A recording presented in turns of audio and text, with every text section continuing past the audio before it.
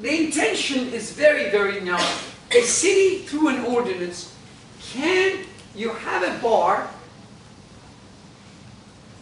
and you can actually have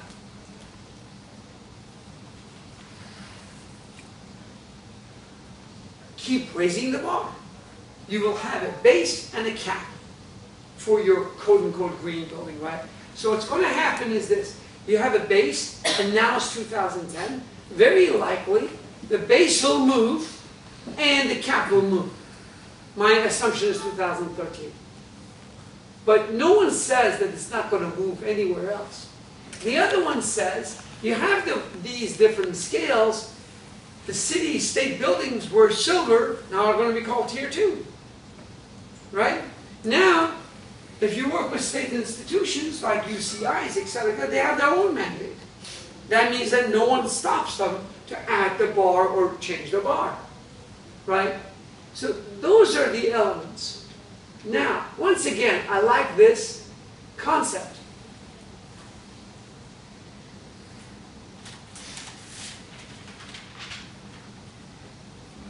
You see right here, planning and design, site issues, preservation, deconstruction, and the development. The energy efficiency is performance, prescriptive, renewable energy, equipment, and framing. On renewable, for example, I will just give you a heads up that they are asking for 1% of your feeder size. So if you got a 1,000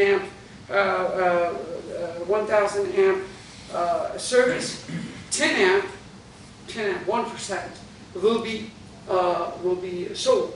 You're mandated to have solar. Energy efficiency and conservation, water, that you have the indoor and the outdoor. You have the material conservation and the resource efficiency. You got efficiency in framing, which I was very, very interested in. I've not gone in depth yet, but that's very, very interesting for me. I've never seen that before. Material sources, that's before. Durability. Durability, really, what is durable? Is Mercedes durable? No, don't buy it anymore. I've had enough. Okay? Is Nissan durable? I don't know. I just bought one, right? So the main issue is what is durable, but at least that question has been raised. The water resistance is something malleable, tangible now, a lot of the moisture management. What is funny is that in the other systems, moisture is not a discussion, but now is a discussion, which is very, very nice. Construction, the demolition waste reduction is there, it's now mandated. Life cycle assessment, really, that's a discussion for someone who makes a product and say, look, this product, I got it from another place. They did not throw it away. It was good enough, it has enough life cycle that someone else can use it. So that discussion is going to come about in a sense that you cannot go out and simply say, I'm changing my furniture because I don't like it. Right?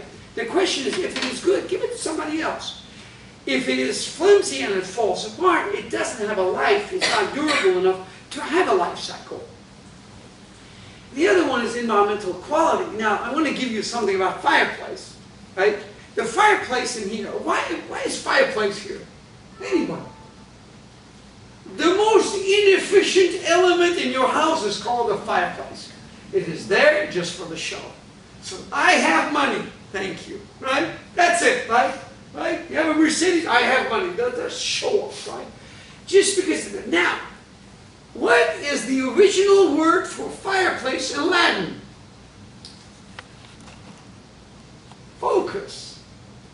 Focus, we now know as focus. It was right in the middle of the Latin town of the Greek, not during the Roman times, it was right there, right? Now we know it is there. Now, I used to be, as a student Congress member at the University of Oklahoma, we used to get free tickets to concerts, and between that, we were ushers. And in the 1970s, everybody was in dope, right? Everybody was in, oh, flimsy, right? And then they did not know that they're in concert. They would say, focus, focus. They didn't know they were all doped up. But if it was in Latin, if it's a Latin guy, you say, fireplace, fireplace. But anyway, the funny part is was for the first time I saw fireplace within the body of the code. Remember, the dishwasher is now in the body of the code. It's very, very interesting. Now that means that the fireplace guys better get their act together, right?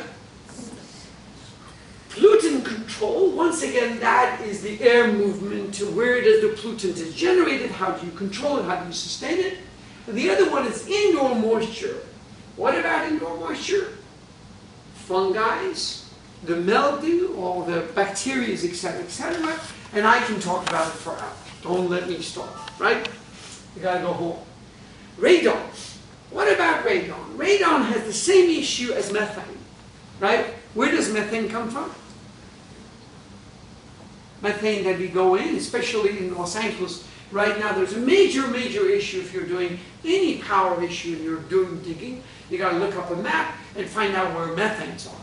Newport Beach, etc., etc. What happens is the old dairy farms, etc., etc., all those enzymes, etc., etc., they are creating all these toxic gases. And if you put it, and if you're congested or controlled, we call it a fire or a bomb or however you.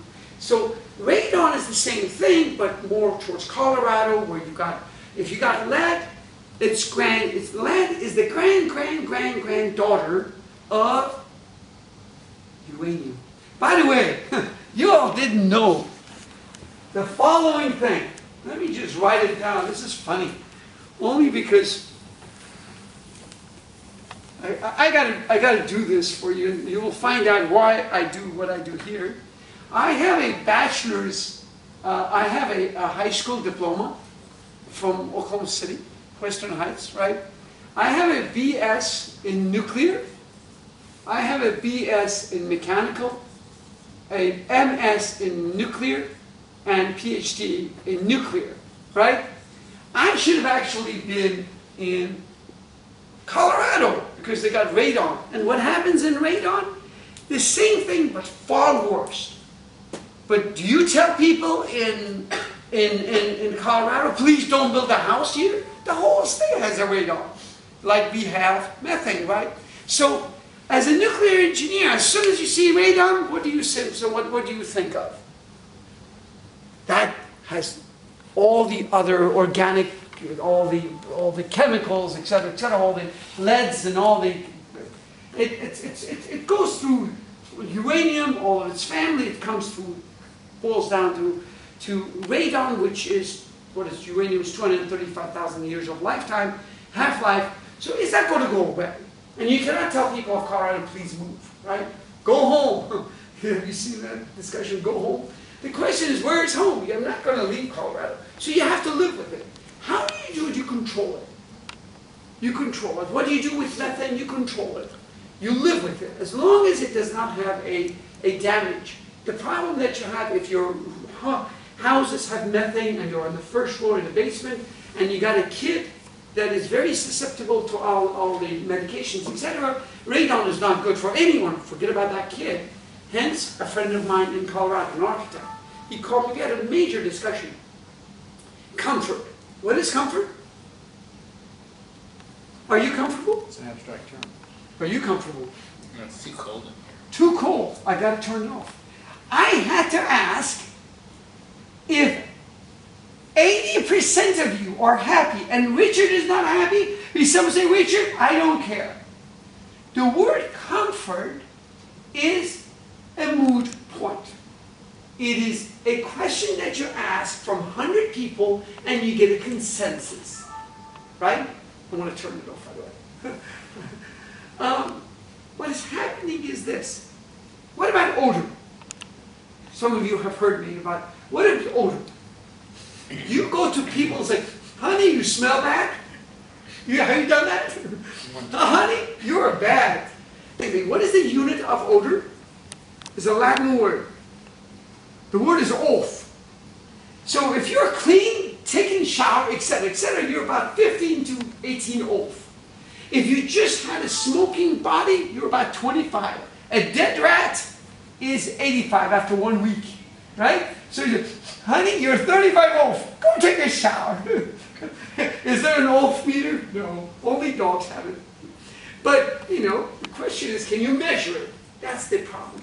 By the way, there's a lot of lawsuits and restaurants, etc. Now, acoustics is measurable. Acoustics is a decibel. Why acoustics? Is technically my voice that propagates, comes out as a pressure wave, and if you go to a pressure sensor, hits it, picks up that decibel, the amount of poundage, and we have a unit for it. It's called decibel.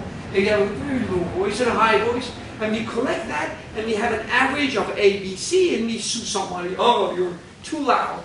When you say that you're too loud, what's the decibel?